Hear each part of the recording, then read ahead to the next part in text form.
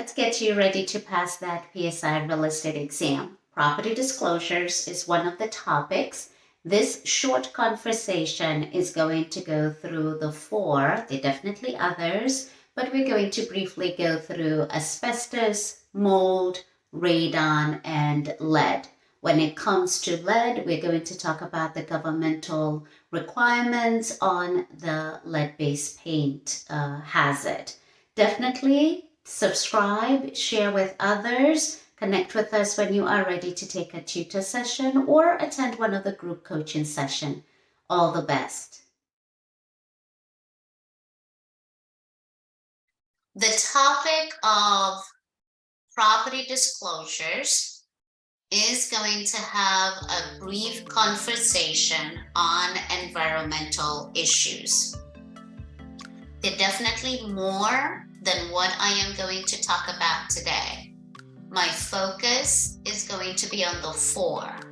And this is kind of a catch-22 for some of our sellers out there where we know that these things maybe exist in our home, but we are afraid or challenged to disclose that because we have the perception that if I disclose, then people are going to look at my property a certain way.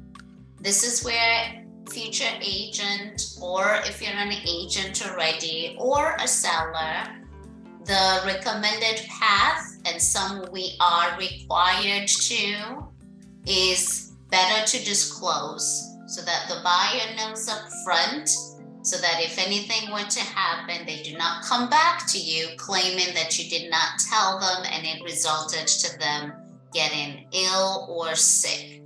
The four we're going to talk about include asbestos, radon, mold, and lead. So those are the four. There are definitely others. Go deeper into any of the resources that you have when you were taking the real estate course. When we start off with asbestos, what do we know about asbestos? It's actually a group of minerals that are naturally occurring that have been bound together, and they are found to be resistant to corrosion. You will find that they're used to protect stuff like insulation for pipes. They were added to floor tiles, ceiling tiles, building materials, roof tiles. Over time, what is the challenge with asbestos? As it ages, it becomes, the word they use is friable. And when you ingest the asbestos fibers, it is associated with health risk. You might have seen commercials on that. One that comes to mind is that illness, mesothelioma. Here, the best advice, and when you're taking the real estate exam and in the future, when you are now representing the owners, is if you know about it, it should be disclosed. Can somebody opt to test for it? Sure, but if known, it should be disclosed. The next conversation is radon. Radon is a naturally occurring gas. You can't smell it, you can't see it. It is known as the second cause of lung cancer after smoking, so we are paying attention to that. The challenge is what? It's naturally occurring as water and rocks and dirt interact underneath of our properties. And let's say some of us have basements, or we have sub pumps, or there's any crack in the foundation, it will find its way into the property. So as a concern, some of us might want to do, highly recommended to do the radon test prior to you getting the house. Now, I know there's so many costs associated when you're buying the house, dear buyer. You can always consider to do the test later on. And when you go to Google, you will see there are very many options that you can take advantage of. You can walk into a store, purchase the kit, and follow the instructions in terms of you finding out the levels of radon that might be in your residence. EPA, Environmental Protection Agency, says that you need to do something. Any amount is definitely a concern to some of us. Some places you can hardly avoid it. It's you being aware by doing the test on a regular basis. So EPA action level is anything over 4 PCI per liter of air. So that is something to remember when you are taking the real estate exam. It is recommended that somebody who's qualified and aware of how to install the radon mitigation system, or some places you might call it radon reduction system, is able to install that. To the left, you're seeing what it might look like from the outside. And then the other thing is definitely seal up any entry to the property. When you do the test, usually people, if you hire somebody, they might give you a recommendation of what you might want to do to reduce the level of radon. Mold is the third topic today that we're going to talk about. Mold is everywhere, but due to ignorance, some of us, when we hear this word, we think of the worst. It is found, some of you might have a liking to a certain type of cheese. Yeah. So when it comes to mold, it will exist as long as there's moisture, oxygen, and an organic food substance. When we're talking about in somebody's house, most of the time mold will continue growing as a result of ventilation not being present or sufficient. So if it's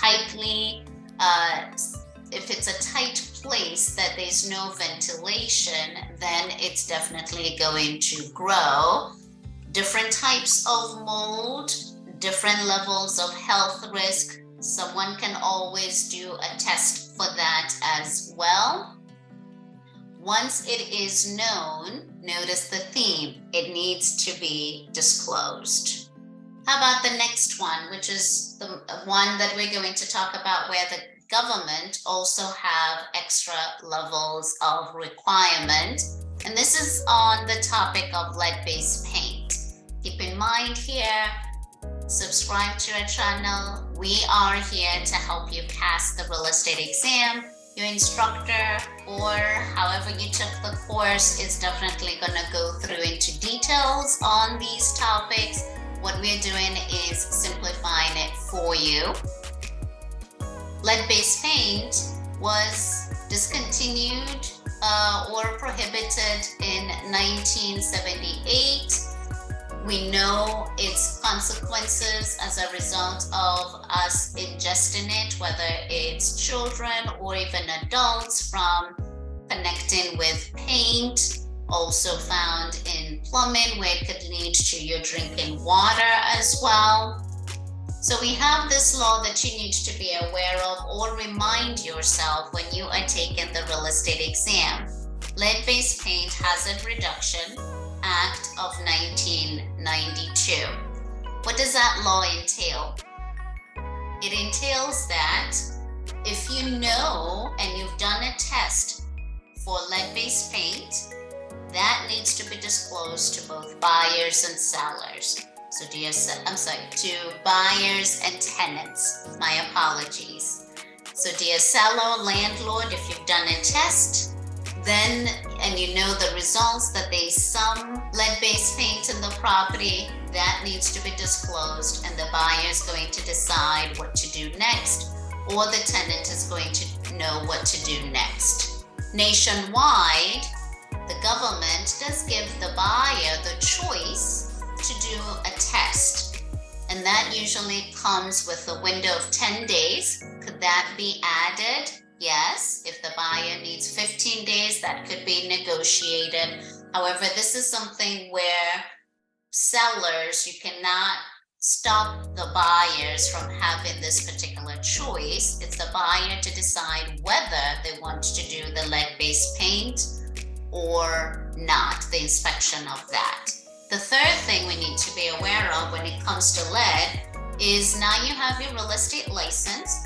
As a real estate agent or salesperson, some states they're called brokers. You're not the principal broker, but as a real estate agent, any property built before 1978, we are to share that particular pamphlet in order for the person to understand what lead-based paint hazards entail. So it's known as a protect your family from lead in your home. The next thing that we need to be aware of is, as real estate agents, is also make sure that your client, the seller or the landlord, or when you're representing the buyer or the tenant, any property built before 1978, we have a disclosure, and that disclosure will summarize what we've already covered prior. If there's any known test and the results that needs to be disclosed, that's on the form itself. The buyer will have the choice to either do the 10-day window for them to do the test or waive it. It's a buyer's choice. And then we're going to go through making sure that you have that particular pamphlet. So there is a disclosure that we are to make sure that that is filled out for any property built before 1978. When you are reviewing your real estate exam, and our focus today is the PSI exam, the topic that we just reviewed is found under property disclosures. Under property disclosures, you're going to go through property condition. We're going to go through the topic of what are some of the things that you need to disclose. Usually the blanket statement is disclosed.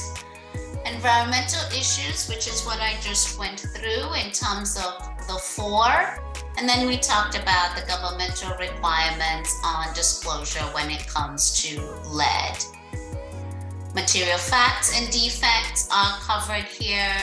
Quick summary, material facts is definitely something that you're going to disclose. The way I simplify it for me here practicing in Maryland is material facts is anything that you know as a real estate agent or should have known. So you're doing your homework to make sure that you're disclosing that. And that is the responsibility of the real estate agent. And then latent defects are the ones that are hidden, that the person who lives there would have an idea. That needs to be disclosed as well. So when it comes to latent defects, those are hidden. There's still material facts that needs to be disclosed. Definitely here when it comes to this topic, it is blanket statement. Disclosure is probably the best choice. Our contact information is displayed. We look forward to continuing this conversation. Check out our website, Training with Brenda. Let's connect on social media. Check out the other videos that are presented. And if you haven't subscribed yet, we thank you. And until next time, all the best in your studies. And I look forward to hearing all about your real estate career. Take care. That was awesome, right? You like our style? I look forward to helping you reach your goal of passing the real estate exam. We offer group coaching sessions on a monthly basis, and we also have tutor sessions that would match your availability. Show the love. Go ahead and subscribe. Put your comments in the video here, and we shall respond. Go ahead and like, share it with your friends. I look forward to helping you reach your goal of passing the real estate exam.